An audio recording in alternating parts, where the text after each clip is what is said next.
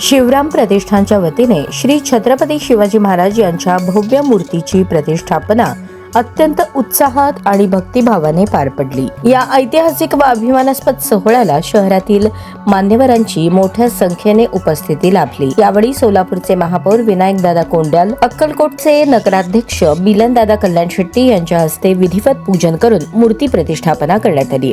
शिवरायांच्या जयघोषात आणि ढोल ताशांच्या गजरात हा सोहळा पार पडला।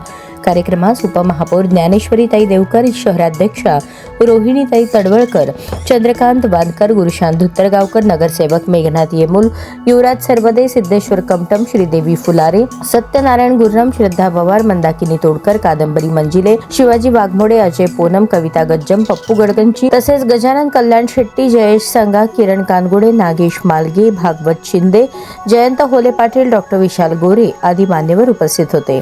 यावेळी उपस्थित मान्यवरांनी आपल्या मनोगतातून छत्रपती शिवाजी महाराजांच्या विचारांचा आदर्श समोर ठेवून समाजहिताचे कार्य करण्याचे आवाहन केले।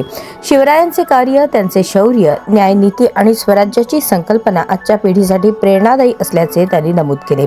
कार्यक्रमाचे आयोजन शिवराम प्रतिष्ठानच्या वतीने करण्यात आले। संस्थापक बापू वाडेकर, नगरसेवक पूजाताई वाडेकर, श्रीकांत गुरुदेव वाडेकर, जितू रामचंद्र वाडेकर यांनी कार्यक्रमाच्या यशस्वी आयोजनासाठी परिश्रम घेतले।